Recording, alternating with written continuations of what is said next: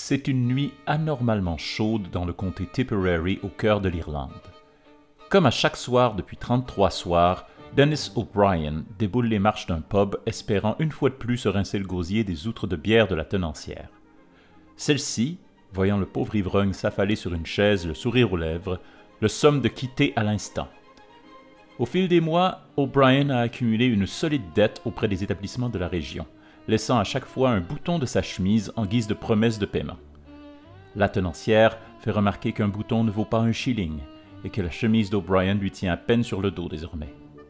Souriant de ses quelques dents restantes, O'Brien produit aussitôt un simple shilling de sa ceinture, puis un autre, comme s'il avait tous les trésors de la mer au fond de sa bourse.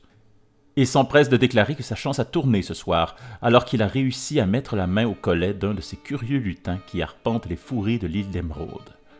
En échange de sa liberté, le farfadet lui avait remis sa bourse qui, dit-on, ne serait jamais à court de pièces. Mais au 33e écu qu'il dépose sur la table, le regard d'O'Brien s'assombrit. Il n'entend plus le tintement de l'or à sa ceinture. La tenancière s'avance et prend les morceaux de métal qui gisent sur la table. D'un rire mesquin, elle s'exclame qu'il aurait dû demander au lutin de rapiécer sa chemise plutôt que de lui promettre fortune. Elle lui montre alors les 33 boutons dorés, les mêmes qu'il avait utilisés pour se faire crédit, qui reposent sur la table. Lors des 33 jours qui suivent, aux travaux forcés, Dennis O'Brien aura bien le temps de maudire la fois où il a pensé tenir tête à un leprechaun. Bonjour et bienvenue au Monstre dans le placard, nouvelle édition de mars. Simon, comment ça va? Ben, ça va très très bien. Joyeuse Saint-Patrick à l'avance. Oui, ben oui. Et qui dit Sainte-Patrick, on ne peut pas passer sous silence l'emblème de cette fête, ou du moins qui s'est un peu immiscé comme emblème avec Ouais, le temps. c'est fait greffer par la suite. Et voilà, donc le leprechaun, que on Oui. appelle aussi farfadet ici, mais en tout cas, on en Pas reparlera. exactement la même chose. Il y a des Effectivement. différences, mais on va parler des deux aujourd'hui. Donc, ce sera Leprechaun et autres I'll farfadets. drink the last of the milk from the fridge and put the container back. I'll keep on touching your yearbook, but I'll never call you back. I'll talk loudly in a theater and I'll text you whilst I drive. I'll whistle out a tune until you wish you weren't alive. Simon, pour toi, le farfadet, le leprechaun, haha, à moins que tu veuilles que j'en parle en premier, là, Ben mais non, je vais commencer parce que vas-y, je vas-y. pense que je pense que ça va être moins intéressant ce que je veux dire. Parce que moi, ça a toujours été. Moi, je n'ai eu qu'un farfadet dans ma vie. Et j'en ai eu rien qu'un, mais il a été là longtemps. Et c'était Lucky sur la boîte de Lucky Charm. C'est le seul farfadet qui s'était immiscé dans mon quotidien. Il faisait les céréales que je préférais, mais aussi c'était quasiment juste du sucre. Alors, c'est sûr qu'en tant que petit enfant en Amérique du Nord, t'en prenais en tabarouette. Mais aussi, ce qui se passait avec le farfadet pour moi, euh, quand j'étais jeune, quand j'étais tout petit, il y avait j'avais des livres, d'ailleurs, s'il y a du monde qui nous écoute, qui ont mon âge ou qui viennent de la France, parce que je pense que c'était plus populaire en France qu'ici, des livres audio, c'était des livres avec cassette qui s'appelaient Raconte-moi des histoires. C'était très populaire pendant un moment au Québec. Et il y avait une bonne quantité d'histoires de farfadets ou de lutins à l'intérieur de ces contes-là. Et c'était toujours des choses qui me rendaient un peu mal à l'aise quand j'étais jeune. Je les écoutais avant de m'endormir le soir, mais c'était toujours des histoires qui me faisaient... Parce que les histoires de Farfadet, ça vient avec une espèce de morale bizarre. Et ça me mettait toujours un peu mal à l'aise sans que je me l'explique bien. Les Farfadets Ouais, étaient un peu inquiétants pour c'est moi. moins Disneyesque, mettons. Moins Disneyesque puis moins de sucre que sur la boîte de céréales. Ouais. Ah, mais c'est pas si mauvais. Je veux dire, je pense qu'on a tous apprécié les Lucky Charms, ne serait-ce que pour les petites guimauves indestructibles qu'il y a dedans, parce qu'on dirait que Ouais. ça passe jamais de date, cette affaire-là. Non, je suis pas mal sûr que quand l'apocalypse va arriver, c'est rien que ça qui va rester. Des Moi, petites guimauves de personnellement, découpage. je mangeais les petites guimauves et je laissais les céréales. Non, Juste le sucre. écoute, c'était le bout le plus mieux, mieux, mieux. Mais aujourd'hui, je regarde les guimauves puis j'ai comme plus d'intérêt. Je trouve que c'est Non. Spécialement marrant. qu'après un certain moment dans le lait, c'était comme t'avais juste une slush de sucre dans Ouais. rien que ça que t'avais. C'est ça. Je suis un petit peu moins fan des céréales sucrées aujourd'hui, mais quand même, des petits souvenirs d'enfance. Non, mais je trouve ça bon. C'est pas cliché, tu sais. C'est quand même, ça fait partie un peu de notre enfance, si on veut. Mais pour Pour toi, mon, Sabrina, Eh là là, moi, l'Irlande, j'ai une grande histoire d'amour avec l'Irlande depuis toujours, oui, d'ailleurs, parce si vous que n'avez pas regardé notre histoire, notre épisode sur les fées, je pense que ça a transparu déjà beaucoup. oui, je raconte des anecdotes de voyage et j'aurai des opportunités aujourd'hui aussi de vous raconter d'autres anecdotes de voyage. Et j'ai toujours adoré l'Irlande. J'ai toujours eu un grand sentiment d'appartenance à la culture irlandaise, dont je fais un petit peu partie dans mes origines lointaines. Donc, c'est très lointain, ça remonte à l'époque de mes grands-parents, mais quand même, c'est quelque chose que j'ai toujours apprécié. Donc, le farfadet, un petit peu, ben, en fait, le leprechaun. Donc, Oui, on je va sais quand commencer tout même de un suite petit peu, je à sais quand même séparer qu'il les faut dire deux. vraiment leprechaun. Donc, les leprechauns, ça a toujours été des créatures que je trouvais bien sympathiques et qui étaient un peu le blason de célébration, parce que la Saint-Patrick au Québec, en tout cas, dans la ville de Québec, on a une grande communauté irlandaise. Mhm. Et la Sainte-Pat, c'est pas une mini-fête, là. Pour ceux qui ne la connaissent pas, parce que je suis toujours étonnée de voir à chaque année des collègues, des amis québécois qui savent pas c'est quelle date, qui connaissent pas les festivités, qui y vont pas, qui participent pas non plus. Mais Mais il y a un on a une défilé, grosse... il bloque une rue pour faire la Oui, Saint-Patrick. puis on a une très grande communauté irlandaise dans la ville de Québec. Ça vaut la peine de s'y intéresser. Et si vous avez jamais vécu ça, d'aller dans un pub avec de la musique live et de la nourriture traditionnelle Irish, on a tout plein de pubs irlandais, donc le Claddagh notamment, le St. Patrick's. Il y en a tout plein, là, donc ça vaut vraiment la peine. Fait que moi, je suis une grande amoureuse de l'Irlande et je suis une grande fêtard de Saint-Patrick.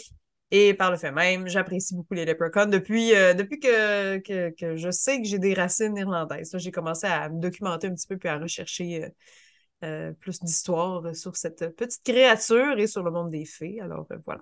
Mhm. Puis Ouais. justement, en parlant d'histoire, pourquoi on ne remonterait pas aux origines? Hmm. Plusieurs volets, cette section origine, parce que comme on l'a dit en intro, il y a des leprechauns, mais les farfadets, c'est autre chose. Oui, Et on les va en parler. farfadets, les leprechauns et les lutins, c'est pas la même gang, OK? Non. On va pouvoir en reparler. Mais commençons tout d'abord par l'étymologie, si tu le veux bien, Simon. Oui. Donc, le leprechaun, parce que c'est un mot qui nous sonne un peu funky à l'oreille, mais c'est parce que ça vient probablement du gaélique irlandais. Mhm. En fait, le leprechaun viendrait de l'irlandais, et là, je ne serais pas capable de le prononcer, c'est certain, de la bonne façon. Fait que je vais improviser quelque chose. Donc, leprechaun, Oui. qui signifierait petit corps. Donc, petit et corps, petit corps. Oui. Si on suit à la tradition, donc les leprechauns, c'est des êtres surnaturels qui sont pas très grands, qui mesurent à peu près 30 centimètres de haut, qui auraient l'habileté de fabriquer des chaussures et Oui. d'amasser de l'or. Et il semblerait que ça, c'est là depuis, depuis des origines complètes, le fait que les leprechauns, c'est tous des cordonniers.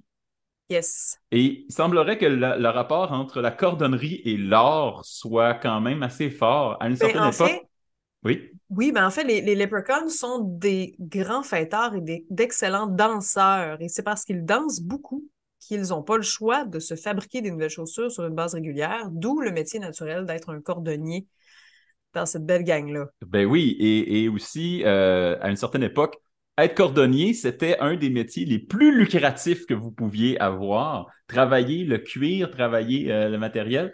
Quelqu'un qui était capable de faire des chaussures, c'était quelqu'un qui était hautement en demande dans les terres d'Irlande. Alors, ça impliquait aussi un peu avoir un petit shilling à la ceinture, tel que la majorité des leprechauns en avaient. Yes, fait que la fameuse, le fameux mythe avec la marmite d'or et les arcs-en-ciel viendrait un petit peu de là, mais on parle aussi d'une possibilité qu'il y ait un lien avec les Tuatha de Danann. Je ne sais pas si tu connais un petit peu, Simon. Ben, on en a parlé dans l'épisode sur les fées et j'ai aussi, pendant la recherche sur les leprechauns, j'ai pu me rebaigner dedans. Mais vas-y donc avec les Tuatha de Danann. Ben, les Tuatha de Danann, en fait, c'est des esprits de l'eau, si je peux dire. Là, je vulgarise ça, là, mais qui auraient fait une espèce de pacte avec les Celtes de OK, les Celtes, vous gardez la terre, nous, on va aller chiller dans la mer parce qu'il y a eu une bataille entre les deux. Et finalement, en bonne défaite, si on veut, ils ont décidé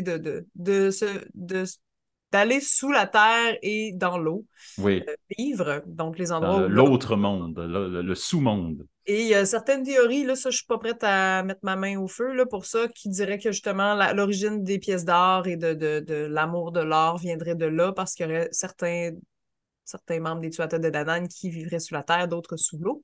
Et le leprechaun serait quand même associé à l'eau avant d'être associé à la bière, hein, parce qu'aujourd'hui, c'est un peu plus la bière.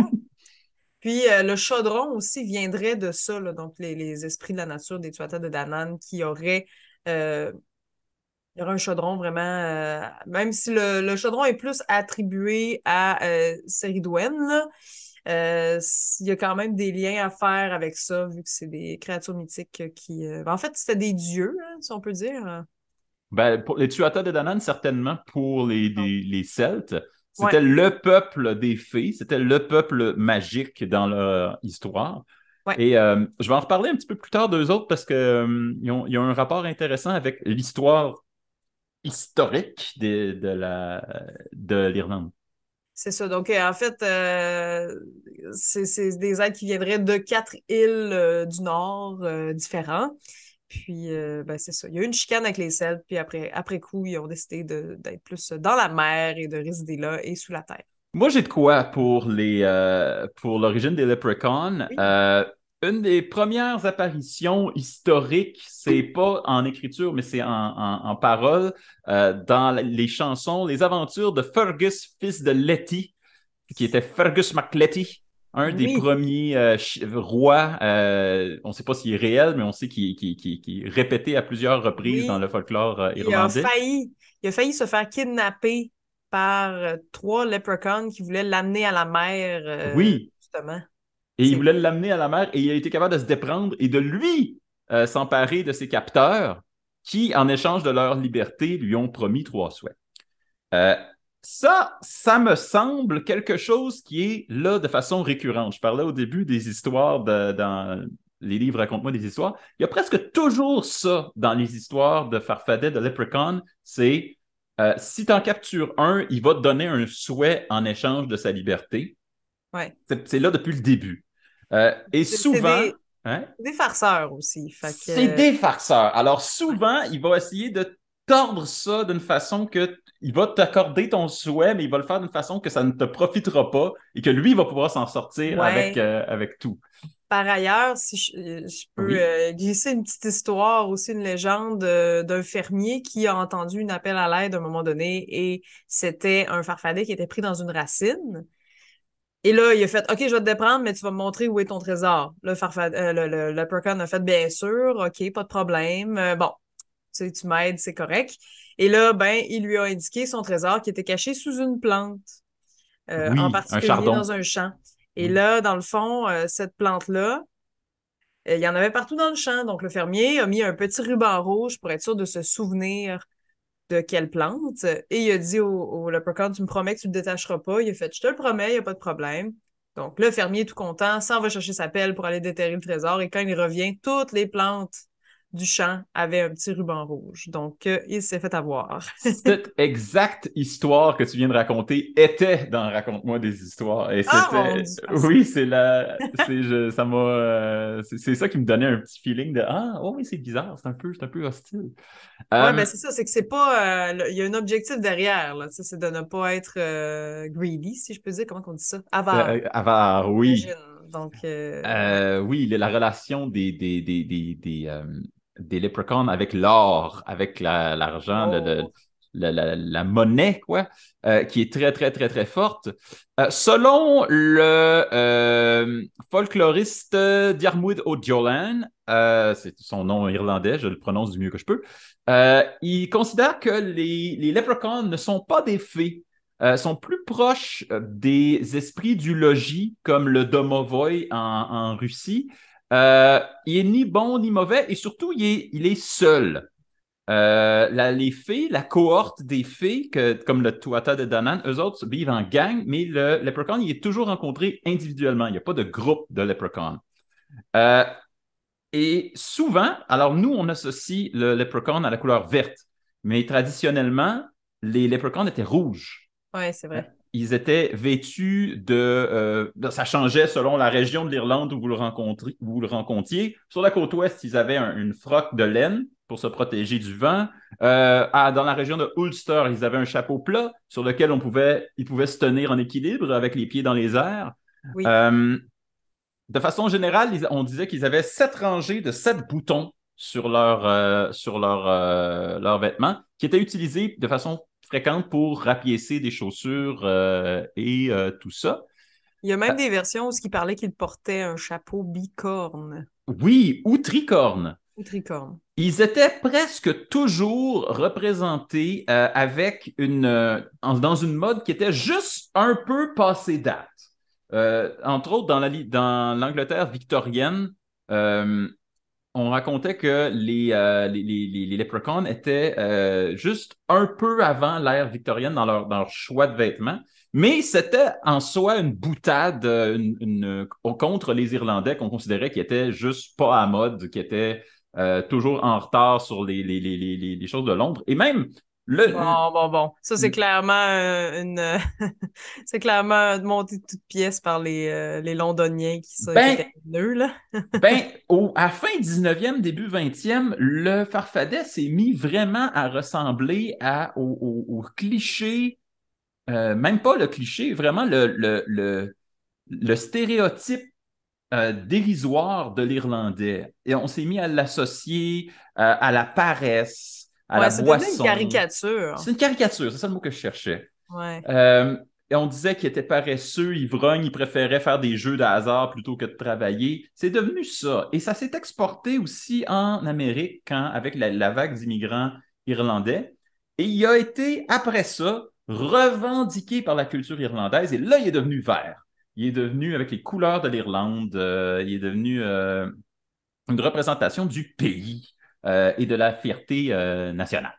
Il y a des Ah! variantes du farfadet en Irlande. Entre autres, ici, on a le leprechaun, mais aussi le cluricaun. Et le cluricaun, alors si le leprechaun est associé aux chaussures, le cluricaun, lui, est associé directement à la boisson. C'est Oh! le leprechaun de la bière. Et il hante les tavernes, il hante les tonneaux. Et clairement, s'il y a de la bière qui disparaît, c'est de la faute du cluricaun. Il y a aussi le Fair Darig, qui est le lutin rouge, qui est comme le leprechaun. Encore une fois, c'est un cousin. Mais toutes ces blagues, tous ces tours qu'il va jouer sont plus sadiques, plus personnels. C'est lui qui va kidnapper des enfants. C'est lui qui va le faire des blagues beaucoup plus où il y a des gens qui vont mourir. Ok, Euh, ouais, c'est plus drôle, là. c'est plus drôle. Et lui, il revient souvent. Hmm. Il y a Euh, certaines versions qui disent que le leprechaun aide les humains, puis qu'il est quand même, il est pas malfaisant, là, si on parle du leprechaun. Parce qu'on n'est pas Il est capable de savoir. farceur, mais pas malfaisant. C'est ça, c'est pas un esprit mauvais.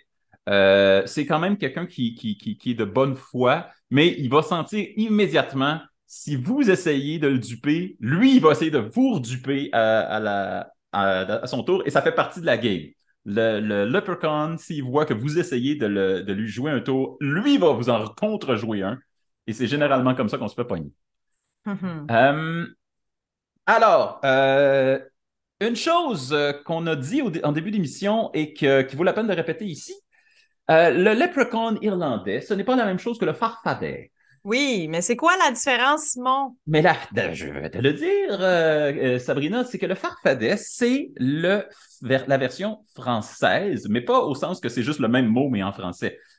Farfadet, c'est généralement un lutin qui est associé au folklore de la Vendée, du Poitou, où on l'appelle le fradet, ou encore le fadet ou le follet dans la mythologie occitane. Fadet, follet, fada, fado, c'est tous des mots qui dérivent de fée. Donc ici, on parle vraiment d'une fée solitaire, mais d'une fée. Dans d'autres régions en France, en Auvergne, on parle des folles. Donc, les folles et là, tu vas peut-être faire une association bizarre parce que les folles, c'était des esprits qui veillaient sur la rivière de l'Allier. Donc, c'était des folles de l'Allier. Mais c'est pas rapport avec l'expression folle Paul alliée, Allier, ouais, c'est c'est ça. juste que c'est des folles et ils gardent le trésor fabuleux qui est supposément enfoui quelque part autour de la rivière de l'Allier. OK. Euh, de façon générale, c'est la même chose qu'un leprechaun. C'est un lutin qui joue des tours et qui peut être qui est frivole et qui aime la boisson, la fête et qu'on rencontre périodiquement et qui peut accorder des souhaits. Euh, alors, ça, c'est le farfadet français. Mais là, on ne va pas aller trop en profondeur sur le cas du farfadet, mais il faut dire en découlant mes recherches vers le farfadet, là, je suis tombé dans l'univers des lutins. Et il y en Ah, a une gamme. Et ils sont presque tous dans la même région du monde.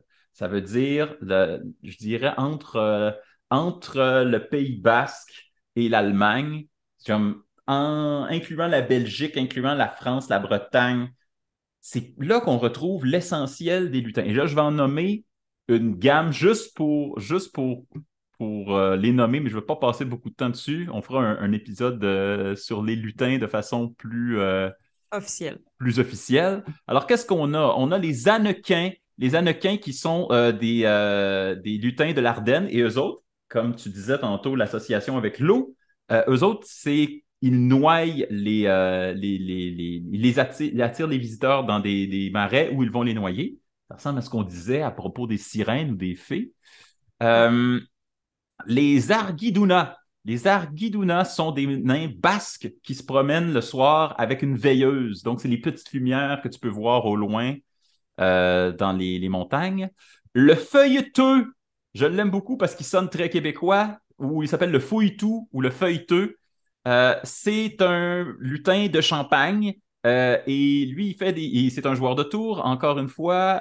Il revient quelquefois dans les écrits euh, des folkloristes champenois, entre autres Gustave Sarceau. Euh, Il y en a qui viennent des cantons du Vaud. Il y a un lutin hurleur qui s'appelle le Hutiran. Le Hutiran, lui, il fait juste habiter les bois et crier après les voyageurs. On, a- on en a Correct. un qui vient de l'Écosse et du Pays de Galles, qui est une petite créature féerique que tu connais, que tout le monde connaît, qui s'appelle Puck. Et Puck, lui, littéralement un lutin, euh, une fée individuelle, séparée du groupe des fées. Euh, le Malabron, qui est un autre lutin médiéval dans la chanson de Gaufré. Le nain rouge, on a parlé du lutin rouge tantôt. Le nain rouge, c'est un nain de Normandie qui hante et qui ferait des mauvais coups au monde. Et un dernier, Est-ce que c'est comme le Red Cap? oui, c'est le OK, Red c'est Cap, ça. c'est le lutin rouge. Voilà.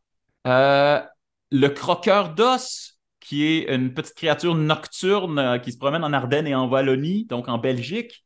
Euh, et pour terminer, je veux parler, parce que là, on a parlé essentiellement des créatures qui viennent des régions de la France, des régions autour de ça. Il y en a beaucoup autour de l'Ardenne. Mais je veux vous parler, pour terminer, du Poliévique ou Mhm. le Polovnitsa, sont les lutins slaves, incluant les domovoi et les esprits de la maison. Donc, il y en a beaucoup qui font toute la même affaire, ils jouent des tours et ils sont associés à certaines places dans le monde, beaucoup, beaucoup en France et en Bretagne. Mais les lutins de la maison, il y en a, je crois, qui font les travaux. Oui, il y en a qui Ouais. aident. Ouais. Et sont pas tout le temps. Et ça, c'est une affaire qui est souvent évacuée chez les lutins, mais qui est encore là chez le leprechaun. C'est que le leprechaun, il travaille, il est cordonnier, il fait une job. Et il y a certains lutins qui ont gardé cet aspect-là de faire des travaux dans la maison, des esprits de la maison qui sont bénéfiques.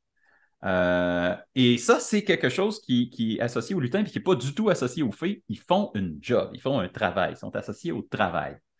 Euh, et ça a un peu été sorti de la définition du leprechaun quand le leprechaun est devenu une espèce de caricature irlandaise où on disait que c'était un paresseux, mais historiquement, le leprechaun, il travaille, c'est un cordonnier, pas de temps à perdre. Yeah! Yes! Pour commencer, est-ce que je peux commencer avec ma petite affaire? Parce qu'on est encore un peu dans les origines. Mais ce sera pas une grosse affaire, moi non plus, là. Mais non, mais je vais vous vulgariser de la science parce qu'il faudrait que je retrouve les études que j'avais lues à ce sujet-là. Mais oui, vas-y. Je vais commencer parce que mon truc, c'est en lien un peu avec les origines. Okay. Et donc, on est encore un peu collé dessus.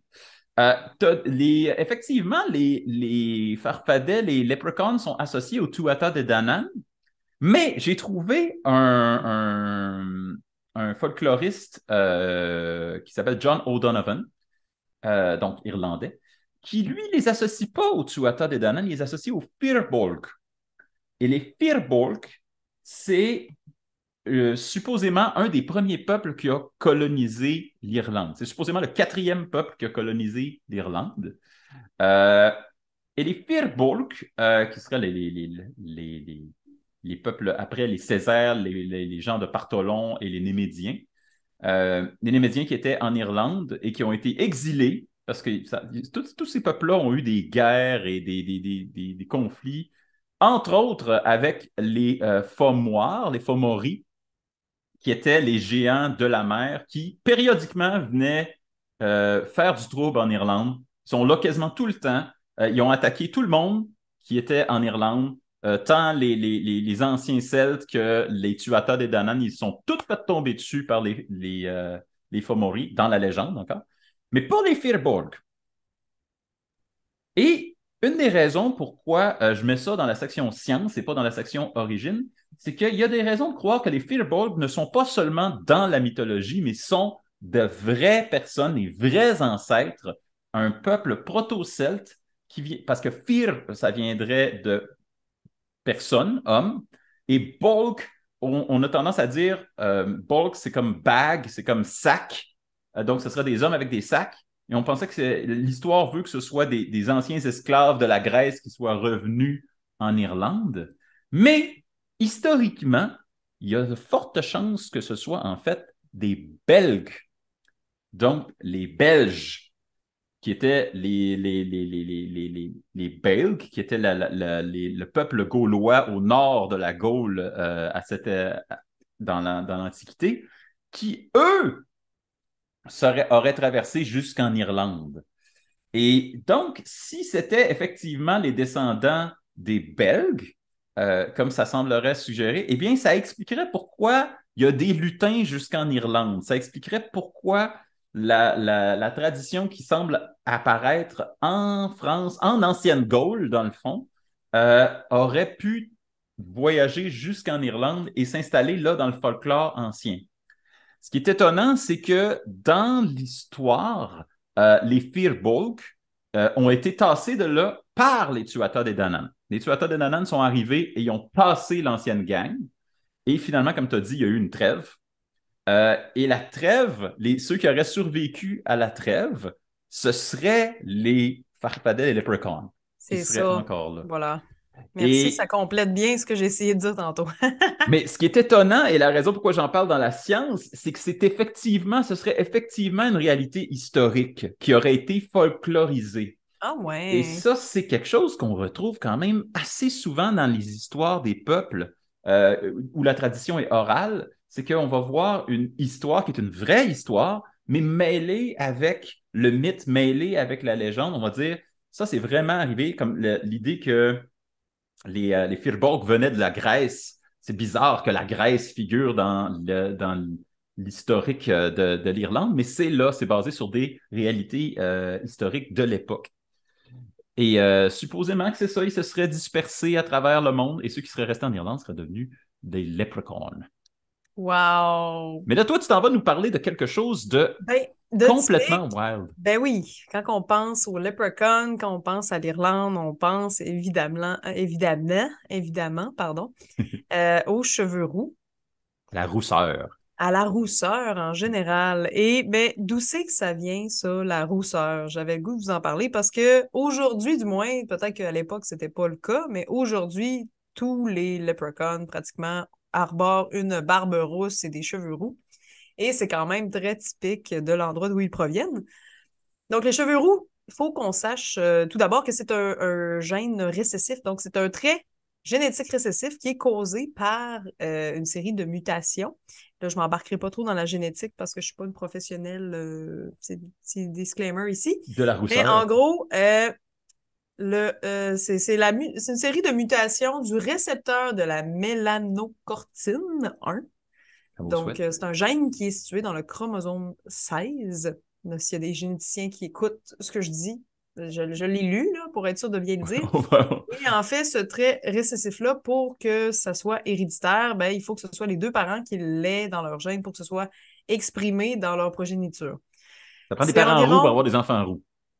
Exact. C'est 1 à 2 % de la population qui est roux sur Terre et ce serait 4 % de l'Europe qui aurait de la rousseur. Là, vraiment. Non, en tout cas, oui, c'est ça. Dans l'Europe, il y aurait plus. Donc, la région de l'Irlande, de l'Angleterre, la Grande-Bretagne, choses comme ça, serait vraiment la zone où il y a eu le plus de bugs génétiques à ce niveau-là. Et la raison pour laquelle la rousseur est arrivée comme bug génétique, c'est parce que c'est des régions qui sont extrêmement nuageuses. Les régions extrêmement nuageuses, eh bien, on veut notre vitamine soleil. Donc, un peu comme la couleur de la peau peut changer. Tu sais, souvent, là, moi j'ai une peau de rousse, là, fait qu'on pogne des coups de soleil facilement, mais c'est parce que, génétiquement parlant, une peau très pâle avec des taches de rousseur comme la peau de roux, c'est conçu pour aller chercher la vitamine soleil quand même à travers les nuages quand les régions sont extrêmement nuageuses et pluvieuses. Donc, c'est supposé te rendre extrêmement sensible à la lumière du soleil, même s'il y en a peu. Exact, pour compenser, étant donné le climat duquel on vient. Voilà. Ah! Voici la raison pour laquelle il y a de la rousseur en Irlande. C'est pas parce que vous avez toutes plus d'âme. C'est des zones extrêmement nuageuses, voilà. Ben oui, et c'est absolument et c'est absolument vrai. Et c'est vrai que la rousseur est associée au farfadet, à l'Irlande en général, et qui a des backgrounds génétiques pour ça. Oui, donc Irlande et Écosse, évidemment. Je pense que l'Écosse, c'est un des endroits où il y a la plus grande proportion de personnes rousses. Puis, il y a exactement la plus grande proportion de nuages, parce que, mon Dieu, que les nuages stickent là. Oui, ben en Irlande, ils appelaient le soleil... en fait, les nuages, ils appellent ça le liquid sun, donc le soleil liquide, parce que c'est très rare les journées ensoleillées. Alors, dans les fun facts, le fun. Et en Écosse, je sais pour l'Écosse, je sais pas pour l'Irlande, là, au niveau statistique, c'est environ 40 % des habitants qui portent le gène récessif de la rousseur. Donc, ça donne quand même plusieurs possibilités qu'il y ait plus de... Ah, 46 % pour l'Irlande. Donc, le gène récessif de la rousseur. Donc, presque la moitié de la population qui sont porteurs de roux. Et voilà, porteurs de roux, exactement. Ils mettent l'épaule à la roue. Exactement. Fait que voilà, je pense que c'est quand même intéressant, même si ça touche pas particulièrement au Leprechaun. Ça touche à l'esthétique de celui-ci quand même. Ben oui, puis quand même, ça implique beaucoup du folklore irlandais, la rousseur. Les Fergus de ce monde partent avec leur tignasse rousse, même chose pour les Cuchulainn. C'est un trait qui définit ces personnages-là. Absolument. Et qui peut définir une grande partie de la les Leprechauns. Oui. Niveau élément de culture, il y a un endroit qu'on peut pas passer à côté d'un homme qui a vraiment mis sur la map les Leprechauns dans la littérature. Donc, le poète irlandais dont j'ai déjà parlé dans l'épisode des Fées, William Butler Yeats. Je pense que c'est Yates, faut dire. Yates? Oui. Possible. Hey, mais d'ailleurs, tout ce qu'on a prononcé qui était pseudo-gaélique, là, je m'excuse d'avance, mais souvent, ça s'écrit vraiment pas comme ça se prononce. Alors, on s'excuse si on a fait des erreurs à ce niveau-là. On improvise. Donc, on peut pas passer à côté de cet homme qui est un dramaturge, poète irlandais, écrivain et a déjà été aussi même en politique, de ce que j'avais lu. Là. Ah oui, c'est le tout Irishman, Yates. C'est vraiment un excellent... C'est vraiment il est impliqué dans à peu près tous les aspects de la culture irlandaise. Exact. Donc, on peut pas passer à côté de celui-ci. Effectivement. Puis, il y a, en plus de Yeats, il y a d'autres euh, il y a d'autres écrivains qui lui sont contemporains qui ont participé à la création, que je dis, la dissémination, parce que c'est pas vraiment la création, c'est la dissémination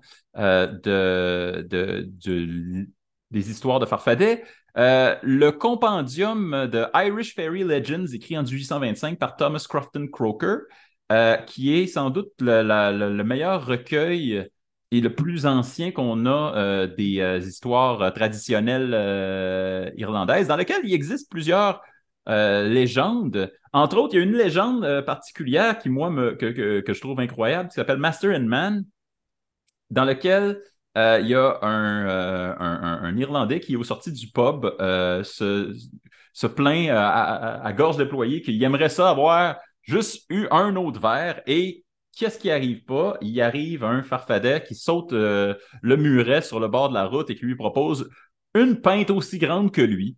Et lui dit, t'auras jamais besoin d'en demander une autre.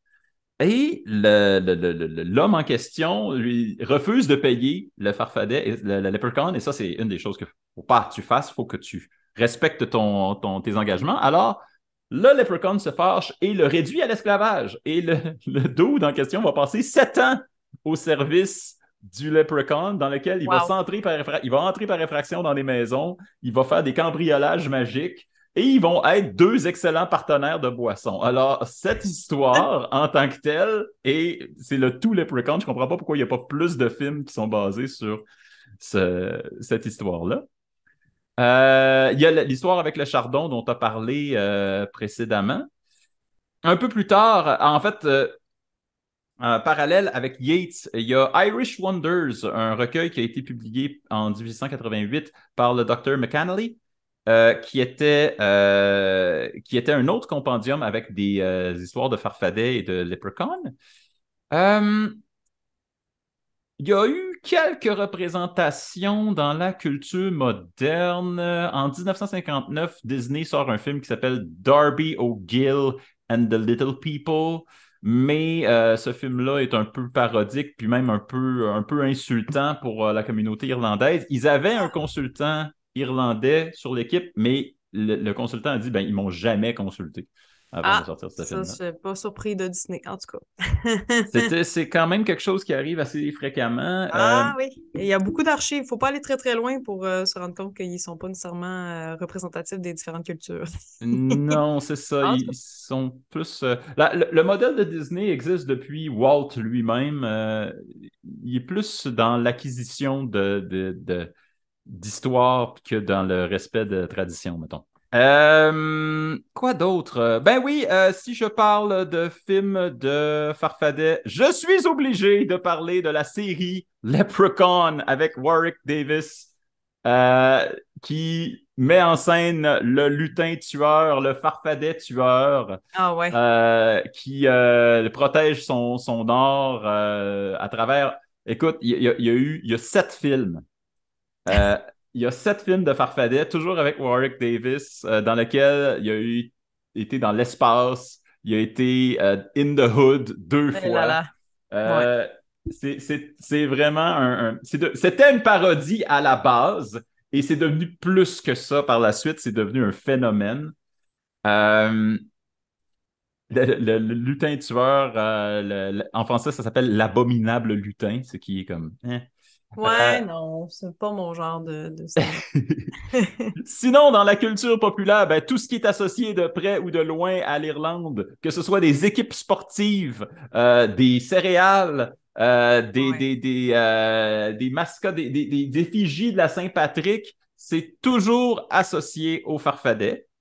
Absolument. Euh, il y a dans Artemis Fowl, il y a des farfadets, le phare avec le grand A et le grand R, qui sont l'armée du monde souterrain de Farfadets. C'est les cadets de phare.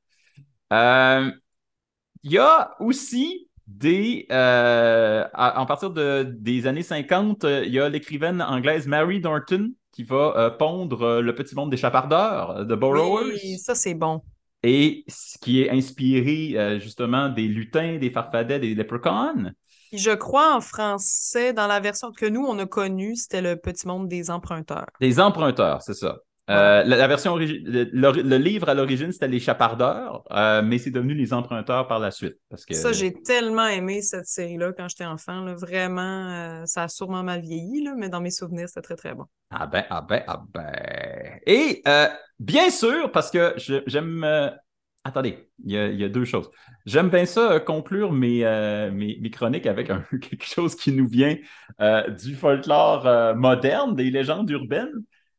Euh, il y a le Leprechaun of Crichton en Alabama en 2006. Il y aurait un parc de maisons mobiles qui aurait tous aperçu en même temps un leprechaun qui séjournait dans un arbre et qui aurait attiré les foules. Il y a une vidéo sur YouTube de cette What? affaire-là. Ça avait fait la manchette à Ben non. l'époque.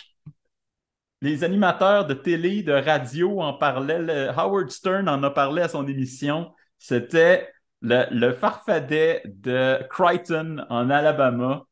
Il Wow. y a eu des sketchs, il y a des artistes de sketch qui ont fait ça, puis le sketch, c'est rien, là, c'est juste comme un dessin d'une face avec un chapeau melon, là, c'est tout. Mais le farfadet de Crichton. Donc, voilà, j'ai deux Wow. petites autres choses. Euh, ah, oui, il y a une tradition qui a commencé à s'installer, qui vient, en fait, qui s'est installée en Irlande en premier, qui est la tradition des pièges à Leprechaun, qui est comme l'équivalent de ce qu'on a à cette heure avec les pièges à lutins. Ça a commencé comme des pièges à Leprechaun. C'est la veille de la Saint-Patrick, un parent va, avec son enfant, préparer un piège pour Oh. capturer un Leprechaun. Donc, il faut que tu le fasses comme une boîte, ou comme si tu voulais capturer une souris, mais tu mets des items, des objets qui sont associés au Leprechaun, des trèfles, des pièces d'or en chocolat, des souliers, des vieilles chaussures que tu ne sers plus. Des affaires, des affaires dans le piège. Et si tu es chanceux, rendu au matin, le Leprechaun va t'avoir laissé quelque chose. Souvent plus de pièces d'or en Des chocolat. pièces d'or, ben oui. Oh, c'est comme un mélange entre le lutin de Noël puis la fée des dents. Ben, étonnamment, les spécialistes, j'ose pas parler de spécialistes pour des pièges de farfadet, mais disent que c'est exactement le même principe que de laisser des biscuits au Père Noël. Ben oui. C'est un dérivé quand même, là. C'est donc bien le fun. Alors, ça Euh, aussi, c'est une tradition qui vient de là. Sinon, si vous passez par Dublin, que vous voulez visiter des trucs, je ne vous recommande pas le musée du Leprechaun. Ah, OK. Je suis allée, j'ai été vraiment déçue. Ben, en fait, c'est si tu as des enfants puis tu veux visiter un univers où tout est trop gros pour toi, c'est le fun parce que tu sais, il y a une grosse chaise, il y a des. Tu sais. Mais si tu veux en apprendre plus sur vraiment les origines du Leprechaun, ce n'est pas un vrai musée, c'est plus un endroit de... Mais honnêtement, moi, j'ai trouvé que c'était un attrape-touriste. Je me suis fait Oh, avoir. oh oui, oh Alors, il y a oui. d'autres choses à voir à Dublin. Je comprends, je comprends. Et dans l'univers des choses décevantes associées au farfadet, je ne peux pas passer sous le silence le mouvement des farfadas qu'on Oh, a ici au Québec, euh, qui est, euh, qui est un espèce de mouvement anti-vax, anti-masque, anti-tout, qui a récupéré l'image du farfadet pour un peu atténuer son aspect hostile. Euh, le farfadet sur leur drapeau, il y a un farfadet à cette heure avec les couleurs du drapeau ancestral du Québec. Il faut dire que les gens qui ont starté ça, qui ont parti, c'est un peu le même monde qui ont fait la meute. S'il y a des gens qui sont dans la région de Québec qui se rappellent de ce mouvement-là qui mais c'est était quoi? Moi, il y plus a une affaire ouvertement qui me... hostile. Un truc que je Ouais. trouve bizarre, ben drôle, en fait, c'est la façon qu'ils l'écrivent. C'est Farfada, puis le Da, il y a deux A dedans. Ouais. Et je me demandais si ça n'avait pas un rapport avec le stand-up du personnage fictif de Régent de Terrebonne, qui dit tout le temps « Je suis un farfadet ». Je sais pas si c'est à cause de ça. Ben, je suis pas mal sûr que oui, mais Peut-être, peut-être pas. je suis pas mal sûr que oui, mais je vais être honnête, je n'ai pas l'intention d'aller leur demander. Bon, c'est ça. Mais- Mention Comic Relief honorable. Oui, c'est ça. Donc, on en parle parce que ça vient du Québec. On aime ça mentionner les choses du Québec. Et c'est pas mal ça. Euh, OK, les recommandations. OK, moi, j'ai une recommandation un peu champ gauche. Je l'ai préparée et là, Écoute, Moi, j'ai des recommandations. ben moi, j'avais pas vraiment... C'est parce que je l'ai déjà référé, fait que je vais quand même... Je vais la re-référer. Donc, le Fairy and Folk Tales of Ireland de William Butler Yeats. Yates. Yeats, excusez. C'est un incontournable, donc c'est de la poésie. Puis ben, ça nous montre un petit peu les origines parce que c'est quand même dans les premiers recueils qui ont vraiment fait sensation. Vas-y, Simon, vas-y. Oui, je veux recommander le film Désolé. Arrietty, Le monde des emprunteurs. Ah, ben là, c'est pas pareil. Ouais, Arrietty. je veux le recommander parce Ben que oui. c'est un film du studio Ghibli basé sur le monde des emprunteurs, Oui. coécrit par Hayao Miyazaki, le grand Là, on Hayao n'est pas Miyazaki. dans les leprechauns, on est dans les petits mondes, les petits peuples, là. C'est vraiment les peuples de. Ben, c'est féerique, là. Vraiment, ça vaut la peine. Mais le Ben petit monde des oui, emprunteurs, écoutez, moi, c'est ça ma suggestion. Écoutez-le aussi, comme ça, vous allez voir un peu d'où ça vient. Puis, ben oui, oui, Arrietty. mais c'est pour ça. Je l'ai découvert. J'ai écouté un paquet de films de Ghibli que j'avais jamais vus avant, les films un peu moins connus qui viennent entre autres du fils de Ghibli, de Miyazaki, le Goro Miyazaki, et d'autres réalisateurs qui ont œuvré pour Ghibli. Puis de tous les films que j'ai vus, sauf peut-être La Princesse Kaguya, mais c'est Takahata. Le meilleur que j'ai vu, c'était Arrietty, puis je trouvais que c'était je trouvais que c'était le plus charmant et de cette histoire de ce petit peuple qui vit dans la maison et qui emprunte des choses aux humains sans jamais être vu. Moi, j'ai trouvé ça absolument charmant. C'est sûr que je suis pas totalement dans l'univers du Farfadet ou du Leprechaun avec ça, mais Ben, je le prends pareil. si vous avez des suggestions d'œuvres, écrivez-les dans les commentaires parce que, honnêtement, je n'ai pas trouvé beaucoup qui était marquant ou valait le détour, à part des choses plus caricaturales. C'est un peu dommage, mais il y a quelque chose à faire. Vraiment, là, ouais. Alors, Sabrina, je crois que nous pouvons lever nos verres à une autre émission réussie. Bon, ben, buvez modérément, puis si vous croisez un farfadet, si vous croisez un leprechaun, payez-lui son dû pour ne pas vous faire entourlouper, puis... Effectivement, parce que vous pourriez mais- le chercher longtemps, votre pot of gold après Et ça. voilà. Merci, Simon. Merci Sabrina. Juste pour dire, en avril, on va changer complètement de région du monde. On a parlé, parce que le mois de mars, en fait, l'équinoxe de mars, c'est une période qui était très importante. C'est très important pour les Irlandais à cause du 17 mars, de Saint-Patrick. C'est très important pour d'autres pays parce que c'est le début du printemps. Et moi, étant, je ne l'ai pas dit en ondes, je pense, mais étant enseignant de français dans le seconde, euh, autour du 21 mars, vraiment, tout arrête. Pourquoi? Parce que c'est les célébrations du Nowruz. Et tous les étudiants d'origine perse, mais aussi dans le monde arabe en général, vont célébrer la venue du printemps. Et c'est pour ça qu'en avril, quelque chose d'un peu différent, on va parler des djinns. Yeah. Donc, génie et djinns. Ça va nous réchauffer avec avril, qui est encore un mois très froid, du moins au Québec. Alors, Ah oui, on va en avoir besoin. merci beaucoup, Simon. Merci Sabrina et à la prochaine. À la prochaine fois.